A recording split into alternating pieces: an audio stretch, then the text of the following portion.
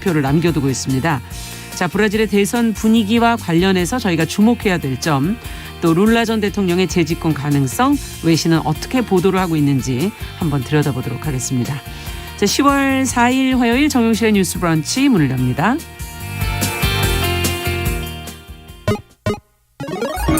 Ladies and gentlemen.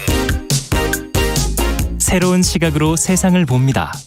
정용실의 뉴스 브런치 뉴스픽. 네, 뉴스픽 진행하기 전에 잠시 들어온 속보부터 먼저 알려드리겠습니다. 지금 11시에 동해 중부 안쪽 먼바다, 강원 북부 앞바다, 동해 중부 바깥 먼바다 지역에 지금 풍랑경보가 발효가 됐습니다. 이 풍랑경보가 발효가 되면은 TV, 라디오, 스마트폰을 통해서 풍랑 정보를 좀 수시로 확인해 주시면 좋겠습니다. 관공서의 재난 예경보도 좀 주의해서 들어주시면 좋겠고요. 해안가에 지금 낚시꾼, 야영객, 행랑객 등은 인근의 안전한 곳으로 좀 미리 대피해 주시고, 높은 파도가 발생할 위험이 있는 방파제, 방조제에는 가지 않는 것이 좋겠습니다. 자, 바닷가 파도에 휩쓸릴 위험이 있으니까 좀 조심해 주시기 바랍니다. 자, 그럼 저희는 이제 뉴스픽으로 시작을 해보죠. 화요일과 목요일은 이 두 분과 함께하고 있습니다. 신보라 국민의힘 전 의원 안녕하십니까? 네, 안녕하세요. 조성실 정치하는 엄마들 전 대표 안녕하십니까? 네, 반갑습니다. 자, 2018년에 스쿨미투가 이제 시작이 됐는데 올해가 이제 5년이 다 돼가는데 학교 내에서는 지금 성폭력 범죄 관리가 제대로 되지 않고 있다. 여전히 교단에서는 가해 교사가 많다, 이런 보도가 지금 나왔어요. 이와 관련해서는 조성실 대표께서 그동안 관심을 가지고 많이 활동을 해오셨기 때문에 먼저 좀 정리를 해 주시죠. 네, 2018년 4월 서울 용화여고 졸업생들을 중심으로 해서 시작했던 스쿨미투가 어느덧 5년 차에 접어들었습니다. 그런데 아직까지도 학교 내 성폭력 범죄 관리가 제대로 되고 있지 않다는 비판을 받고 있는데요. 국회 교육위원회 소속 민형배 의원실에서 이번 3일 17개 시도교육청으로부터 학교 성폭력 발생과 대응 현황에 관한 자료를 받아 이제 발표를 했습니다. 네. 그 자료를 살펴보면 2018년 기준으로 이거는 교육청이 제출한 자료에 따른 거기 때문에 사실 누락된 사건들도 있을 수 있긴 합니다. 예. 2018년 당시에는 이제 한 283건 정도가 접수됐다면 스쿨미투 이후에 점차적으로 줄어드는 추세를 보이기는 했지만 최근 3년간 평균 50건 정도가 또 추가로 이제 뭐 발생을 하기도 했고요. 네. 좀 주목해야 될 사항은 성폭력 사안별로 가해 교사가 여전히 재직하고 있느냐, 혹은 이후에 어떻게 좀 처리가 되었느냐 여부인데요. 네. 이 스쿨미투 현황을 신체적 폭력과 정서적 폭력으로 나눌 수 있는데 예. 그중에 뭐 강간, 유사강간, 중강간과 같이 정말 바로 형사처벌이 이제 돼야 되는 어떤 사항들 같은 경우에는 미재직하는 교사가 3명, 그리고 정보가 부존재해서 정확하게 알려지지 않은 교사가 1명으로 발표가 되었고, 좀 주목할 거는 강제추행, 준강제추행에 해당하는 신체적 폭력을 행사했다고 이제 신고된 교사들의 경우에도 정보 부존재 3건, 그리고 현재 재직 중인 교사가 22건인 것으로 나타났습니다. 굉장히 많네요. 네, 신체적 성희롱이 포옹, 입맞춤 등에 해당하거든요.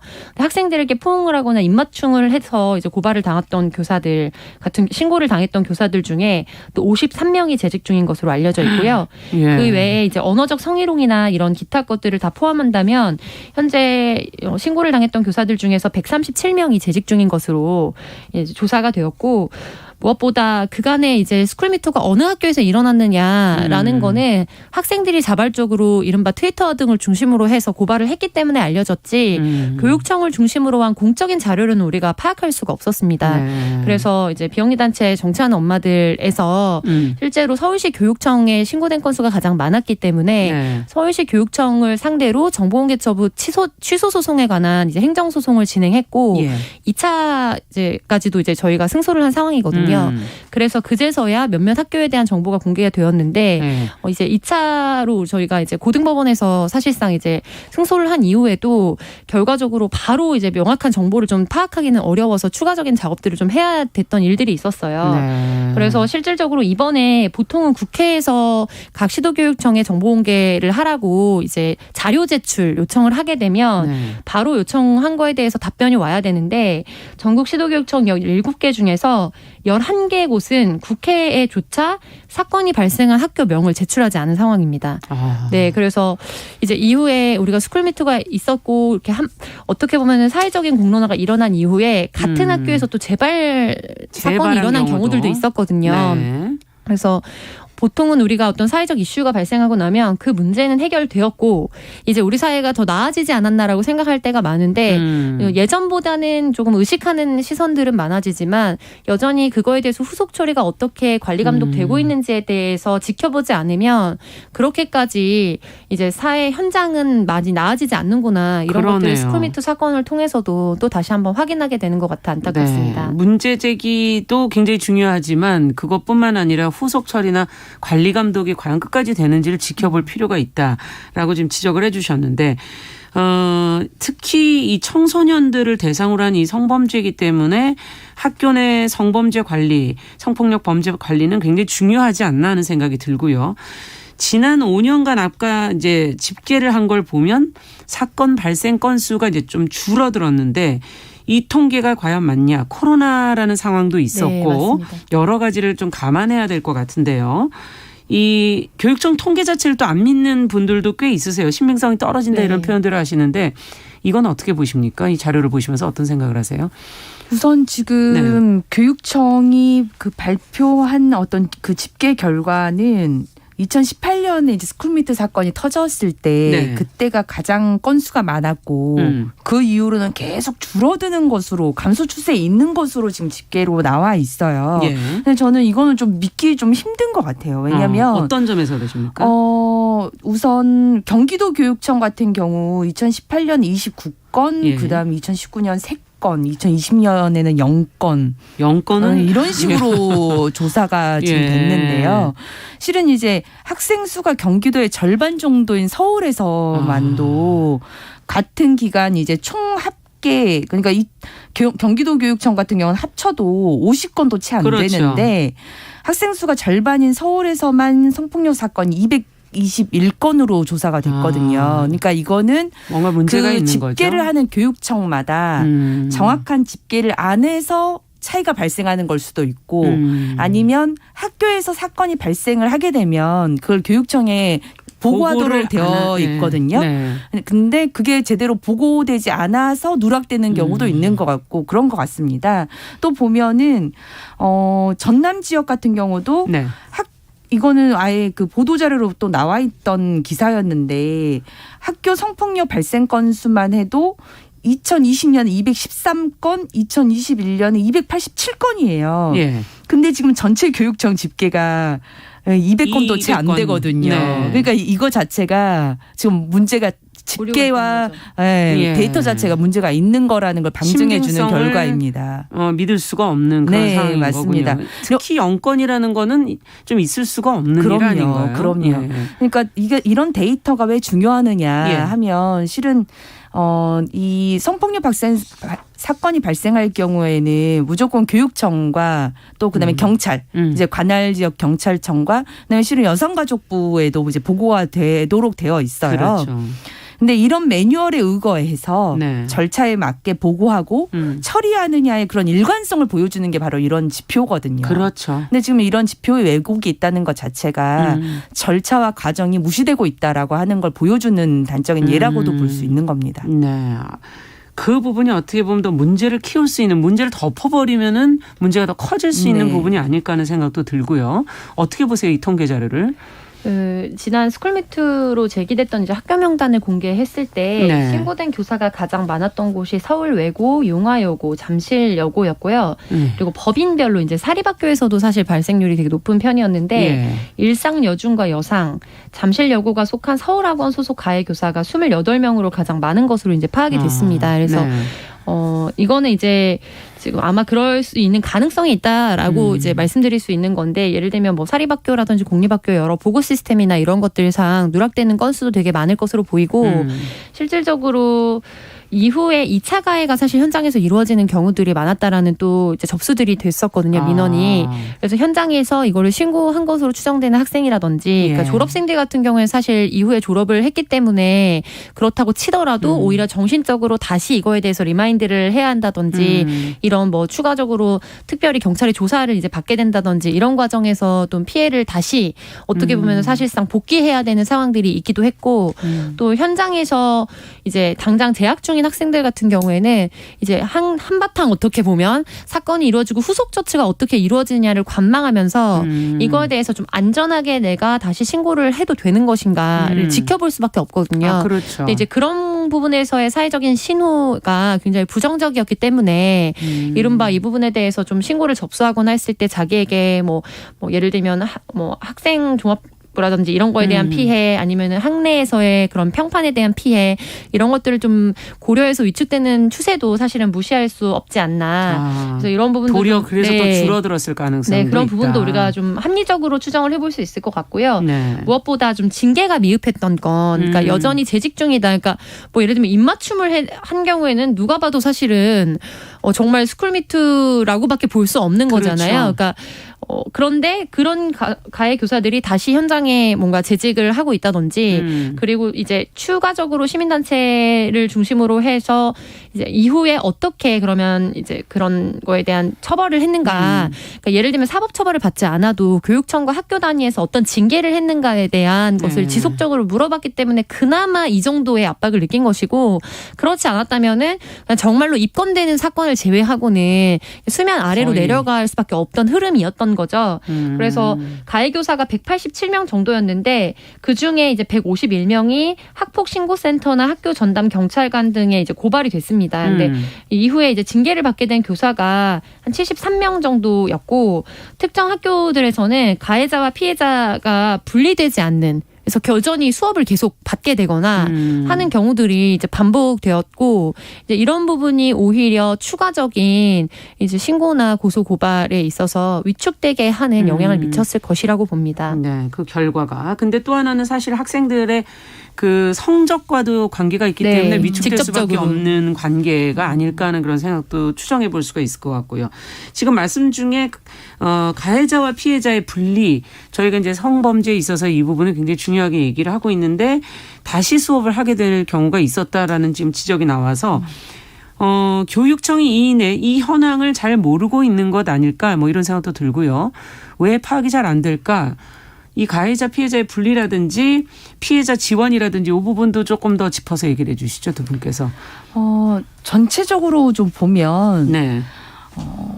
그 학교도 그렇고 교육청도 그렇고 좀 전체적으로 뭔가 쉬쉬하는 분위기들이 분명 있는 것 같아요. 그래서 최근에도 몇 가지 사례에서 보면 2021년도에 경기도 소재 초등학교에서 6학년 담임교사가 여학생을 교실에서 성추행을 한 사건인데 네네. 이것과 관련해서 학교와 경기도 이제 교육지원청이 그 신고한 피해 학생을 보호하지도 않고 수사기관을 협조를 의뢰하거나 전수조사를 진행하자는 그 요구들을 다 묵살한 이런 사건들이 있었거든요. 네. 또 그리고 뭐 다른 학교 같은 데에서도 이런 문제들이 계속 벌어졌고요. 이런 방식으로. 근데 그 보면 뭐 아시겠지만 아까도 말씀하셨지만 학교 같은 경우는 학교의 명예를 실추하는 문제다라고 생각하니까. 그래서 자꾸 신고가 묵살되는 경우. 그렇죠. 네. 그러니까 피해자도 보호해 주려고 하는 생각을 기본적으로 하기보다는 이 사건이 밖으로 나가게 되면 학교의 명예가 실추된다. 이게 1번인 거죠. 그리고 교사도 문제인 게 한때 같이 일했던 선생님에 대한 그 온정주의. 그러니까 가해 교사가 이제 이 사건이 벌어지고 나면 대부분 휴직이나 휴가를 신청하고 일단은 자리를 피해요. 네. 그러면 선생님이 안 보이면 학생들은 궁금해하잖아요. 그렇죠. 그러면 이 문제가 발생이 됐기 때문에 성폭력 관련한 어떤 사건이 발생됐기 때문에 그렇다라는 사실을 알려주지도 않고 교사들도 묵인하고 있는 겁니다.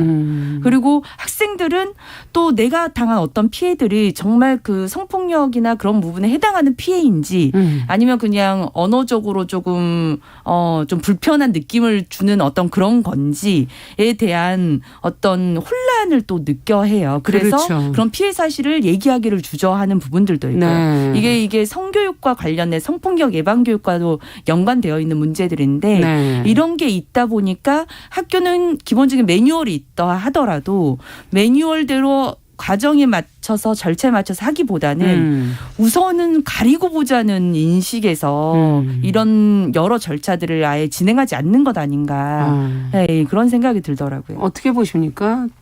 조 대표님께서. 이게 정보 공개 보통 이제 그런 어떤 사안들이 발생했을 때 그러니까 관행적으로 잘 진행이 된다면 모르겠지만 그렇게 되지 않고 추가적으로 정보 공개를 하는 경우들이 있습니다. 근데 이제 그렇게 되면 뭐 행정기관이죠. 이 경우에는 교육청이나 교육지원청에서 공공기관의 정보 공개에 관한 법률에 의거해서 네. 사실은 이제 일반인들에게 이제 대중에게 그 현황에 대해서 공개를 하도록 되어 있는데 예. 이 중에 가장 어떻게 보면 악용된다고 좀 볼 수 있는 게 제 9조의 비공개 대상 정보라는 게 있어요. 그래서 이제 법인이나 단체 또는 개인의 경영상, 영업상 비밀에 관한 사항으로서 공개될 경우에 정당한 이익을 현저히 해칠 우려가 있다고 인정되는 정보.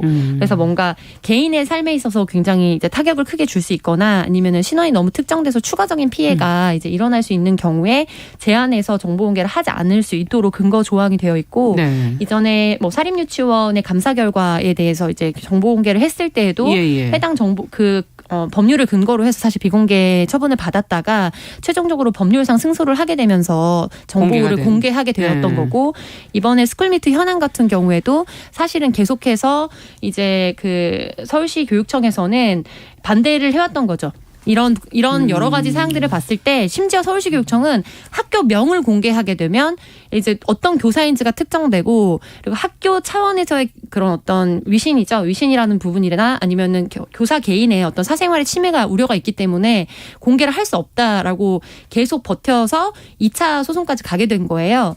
그래서 저는 이 재판부의 판결 결과가 어떻게 보면 지금 질문해 주셨던 왜 이게 공개가 안 되고 있는가라는 어떤 법리적인 다툼을 보여주는 것 같아서 그거를 한번 말씀을 드리려고 합니다. 법적, 제도적인 이것도 보완이 필요한 부분이군요. 그래서 근데 사실은 어떻게 정보. 보면은 개인의 기본적인 우리 헌법이란 이런 여러 가지 체계 속에서 너무나 무분별하게 사실은 공격을 받을 수 있는 거에 최저선은 좀 마련을 해야 되는 거는 맞지만 이제 행정기관에서 그걸 어떻게 해석하고 적용할 것인가에 있어서 그렇죠. 사후에 문제나 시끄러운 게 최대한 일어나지 않을 수순으로 이제 진행을 하는 거죠. 그래서 재판부 같은 경우에는 학교명을 공개하더라도 학교 성폭력 사건 피해자의 인적 사항까지 특정될 것으로 보이지 않으며 이를 공개하는 것으로 인해 서울시 교육청의 학교 성폭력 사건 처리 업무에 지장이 초래될 것이라고 보기 어렵다. 이렇게 발표를 하면서 이 사건 정보가 공개될 경우 학교에서 성폭력 관련 사건이 발생했을 때 피해자와 가해자의 분리 조치, 가해자에 대한 제재 조치 등을 제대로 취하였는지 명확히 확인할 수 있게 되고 비로소 발표를 해야지만 그러한 조치가 미흡하다고 보일 경우에 이에 대한 시정을 요구할 수 있게 되는데 정보가 있어야만 그렇죠. 학교 성폭력 사건의 후속 조치에 대한 시민사회 감시 활동을 위해 이 사건 정보를 공개할 공익적 필요가 분명히 있다라고 판시를 했습니다. 그래서 지금 우리 방금 말씀하셨던 이제 학교 내에서 어떤 교사가 조용히 사라졌을 때 이게 예를 들면 조사를 받게 돼서 휴직 중이다 이런 정보들도 학교에서 공적으로 알게 되는 게 아니라 그렇죠. 트위터나 이런 거에서 알게 되는 거거든요. 네, 그래서 그 바탕에는 뭐 선생님들에 따라 다를 것 같은데 예를 들면 우리의 법령상의 사실적시 명예훼손 이런 것들도 있습니다. 그래서 향후에 이게 소송으로 가게 됐을 때 개인이 받게 될 타격이라든지 학교 법인 그리고 교육청 자체가 이제 소송이나 이런 부분이 휘말리게 될 거에 대한 피로도 이런 것들에 의해서 굉장히 방어적이고 무엇보다 학생들의 인권이나 기본권에 바탕하기보다는 행정 편의적인 관점에서 일을 처리하고 있기 때문에 이런 일들이 발생하는 것이다. 그래서 이 부분에 있어서는 명백하게 문제를 의식하고 좀 개선해야 할 것으로 보입니다. 김동욱님께서 학생이 있어야 학교가 있는 것이고 학생을 못 챙기는 학교가 위신이 무엇이 중요하냐라는 의견을 지금 보내주셨는데 진짜 맞는 말씀인 것 같고요. 끝으로 저희가 지금 재직 중인 가해 교사가 많다라는 지적과 더불어서 앞서도 이제 그 인원이나 이런 포션을 얘기를 해주셨는데 제대로 처벌을 했다면은 이게 이런 문제가 없지 않았을까. 교육당국에서 재발 방지 의지가 과연 있는 것이냐. 이 부분에서 어떤 부분에 보완이 필요할지 한 말씀씩만 듣고 마무리하죠. 네, 실은 계속 뭐 이게 학교 내 성폭력 문제뿐만 아니라 성폭력 문제들이 많이 이제 심각해지면서 스쿨미트 외에 교육청 내에도 실은 이제 성희롱 성폭력 전담 조직을 이제 설치하게 했고 교육부도 그걸 이제 통화를 하는 전담 부서들을 만들어졌는데 네. 실은 이런 부분에 대한 관리 감독 문제가 잘 여전히 해결이 되고 있지 않기 때문에 적발이 돼도 그거에 대한 사후 처리에 대한 점검이 안 되고 네. 실은 재판부에서도 실은 성보호에 관한 그런 법률에 따르면 교사는 신고 의무자잖아요. 그렇죠. 신고 의무자의 성범죄는 가중 처벌을 하게 되어 있거든요. 그러네요. 신고 의무자죠. 네. 네. 근데 재판부에서 이 청소년 성보호에 관한 법률로 인해서 이제 혐의가 된 사람에 대해서 28조를 적용하지 않아서 사실상 가중 처벌이 되지 않은 경우들에 대한 많았군요. 판례들도 있습니다. 네. 그러니까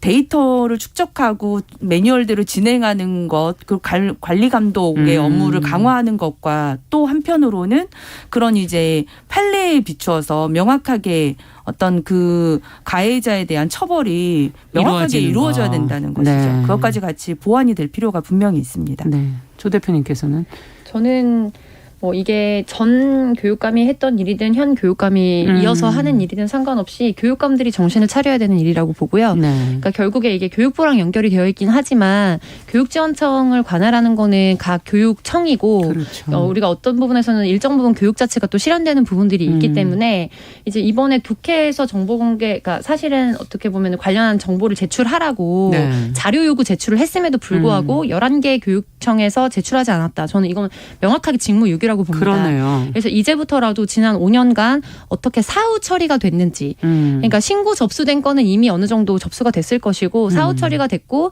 만약에 계속해서 재직 중이라면 신원명까지는 특정할 필요가 없겠지만 어떠한 이유로 다시 복귀할 수 있었는지 그리고 어느 정도의 사법 처리와 징계가 이루어졌기 때문에 그것이 온당하게 처벌을 받고 돌아온 것인지 재교육이 됐는지 아니면 처벌이 잘 되지 않고 어떻게 보면은 법리적 다툼의 여지가 있었기 때문에 문제가 없다고 판단해서 복귀를 시켰는지에 대해서 상세하게 자료를 밝힐 필요가 있다. 이 부분 강조하겠습니다. 네. 지금 곽정원님께서 피해자는 그럼 어디를 믿고 무엇을 의지해야 될 것인가라는 문제 제기를 해 주셨어요. 앞으로도 이 문제 계속 좀 지켜보겠습니다. 자, 두 번째 뉴스로 좀 가보죠. 정부가 지금 출산을 장려하기 위해서 여러 가지 복지 혜택들을 마련하고 있고 늘리고 있는데 사각지대가 있다 이런 지금 지적이 나오고 있어요. 임신부들의 부담이 큰 검사들이 여러 가지가 있고 또 관련해서 약제비가 드는 것이 있는데 이것에 대한 지원이 필요하다는 지금 지적이 현장에서 지금 나오고 있는 것 같습니다. 어떤 얘기인지 간략하게 얘기를 좀 해 주시죠. 신보라 의원께서. 네. 올해부터 임신 출산 진료비 지원 제도가 확대가 됐는데요. 네. 기존에 1회당 1태아 60만 원, 다태아 100만 원이었는데 올해부터는 임신 1회당 1태아 100만 원, 다태아 140만 원으로 늘었고 기간도 2년간 지급을 합니다. 네. 그런데 여전히 해당 지원금이 임신부의 경제적 부담을 완벽히 덜어주긴 부족하다는 지적이 나오는데요. 보건복지부 자료에 따르면 2018년 기준 비장애 여성 산모의 출산 비용만도 177만 4천 원으로 지원금을 훌쩍 뛰어넘는 금액입니다. 네. 특히 임신 출산과 관련한 비급여 항목의 비용이 큰데요. 유산 방지제 주사, 니프티 검사라는 기형아 검사, 조산 방지제 등은 수요가 높은데 비급여고 가격대도 높아서 니프티 검사의 경우는 50에서 70만 원 정도라고 하네요. 그래서 이런 비급여 비용에 대해서 일정 정도 정부가 더 지원을 해줘야 되는 것 아니냐 이런 이야기들이 나오고 있습니다. 네, 급여 비급여 된 항목까지도 좀 따져볼 필요가 있겠어요. 저희가 잠시 11시 30분부터 일부 지역에서 해당 지역 방송 보내드립니다. 뉴스 브런치 잠시 후에 뉴스픽 계속 이어가겠습니다.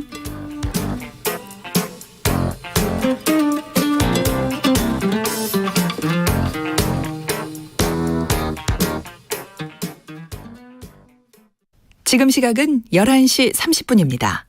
KBS 여러분은 지금 KBS 1라디오 정용실의 뉴스 브런치와 함께하고 계십니다.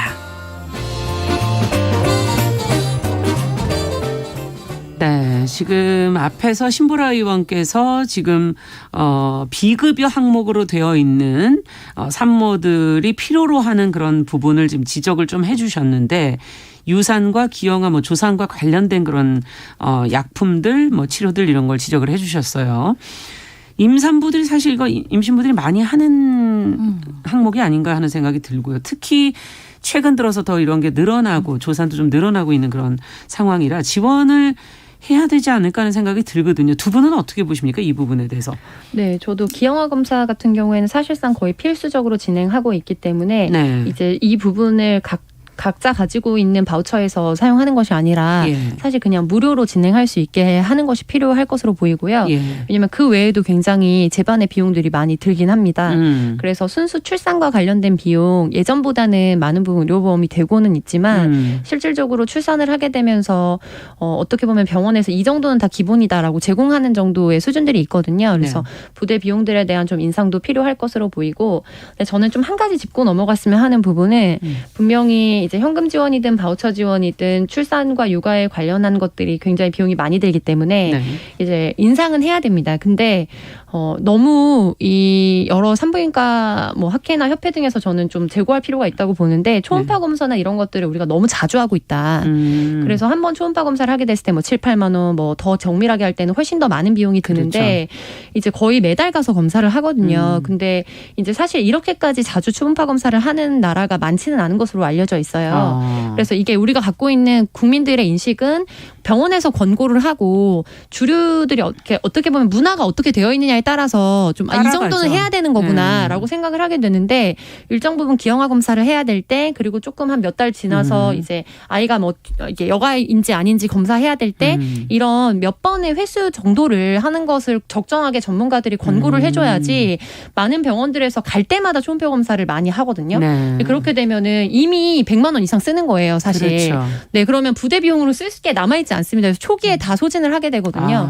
이런 부분들에 있어서는 사실 정부 지원이 올라가는데 기본적으로 협회나 각종 병원들에서 제공하고 이 정도는 하는 거라는 선이 같이 올라가면 계속 재정이 들어가고 또 피로도도 높아질 수밖에 없습니다. 그렇죠. 그렇기 때문에 사보험이나 태아보험이 굉장히 또 흥행하면서 어느 정도의 시장을 크게 이루고 있기도 하거든요. 그래서 이런 부분들에 대한 종합적인 지원이 좀 필요할 것으로 보입니다. 네. 그리고 가이드라인을 뭐 전문가들 입장에서 좀 마련을 해줘야 합리적으로 네. 그 비용을 쓸 수 있지 않겠는가. 뭐 국가 재정 거기다 다 쓸 수는 없는 거 아니냐 하는 지적도 지금 해주셨는데요. 네. 물론 이제 건강하게 출산하는 게 실은 가장 중요한 화두이고. 그렇죠. 근데 실제 지금 우리나라의 출산율 자체가 낮지만 또 고령 산모의 비중은 또 갈수록 높아지는 게 또 사실이거든요. 네. 그래서 2010년에 17%였는데 2019년만 해도 지금 33% 이상이 고령 산모고 고령 산모일 경우에는 임신 합병증이나 뭐 출산에 영향을 줄 수 있는 기저질환 그리고 또 그와 관련된 여러 검사들을 실은 좀 더 해야 돼요. 네. 네, 저도 좀 고령 산모 측에 속해서 당시에 이제 여러 검사들을 좀 많이 추가 검사가 했는데 실은 그런 뭐 태아 목덜미 투명대 검사, 기형아 검사 또 이제 기형아 검사에서 조금이라도 수치가 높게 조금 나오는 거. 이상이 있으면 또 양수 검사하고 뭐 정밀 초음파 검사하고 이렇거든요. 네. 그래서 근데 그런 비용들은 대부분 비급여입니다. 그러다 보니까 실은 그 출산 바우처를 출산용품 뭔가를 준비하거나 그 다음에 이제 초음파 검사 할 때마다 하는 그런 진료 비용에서 쓰는 것을 거의 넘어요. 이제 상회합니다. 거의 100만 원 돈 이상의 비용을 지불하기 때문에 정부가 중요한 게 건강한 출산을 도모하고 목표로 하는 것이라면 아이를 낳을 의지가 있는 부모에게 최대한의 혜택을 줘서 국가가 뭐 비용이 부족해서 아이를 못 낳게 엄두를 하는 못 일은 나는 없겠다. 그런 환경 만들지 않겠다는 정신이라면 그런 정신으로 그런 이념에 기초해서 만드는 제도라면 저는 이거 기형아 검사를 비롯한 비급여에 대해서는 확대 보장하는 것이 맞겠다라는 생각이 드네요.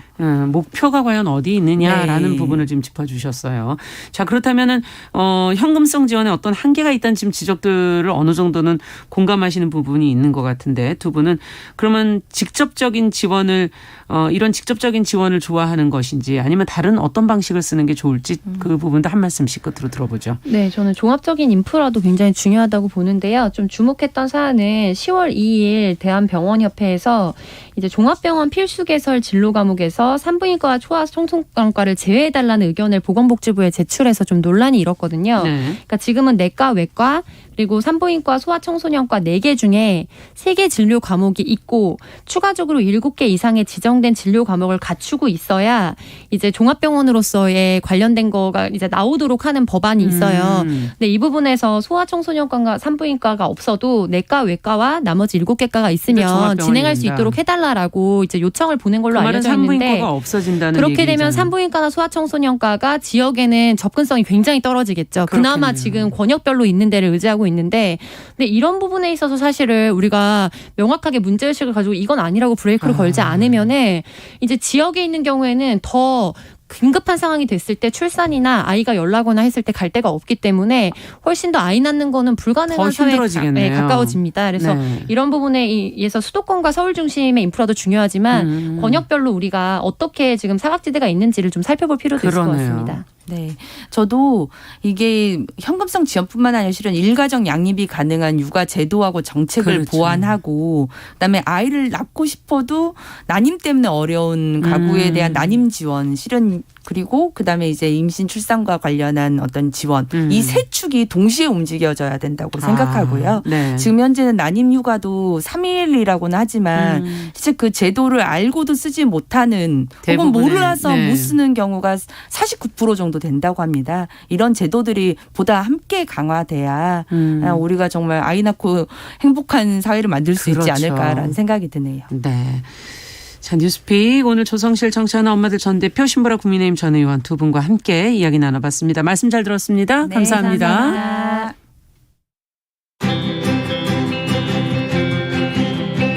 누군가는 아깝다고 생각할 우리 사회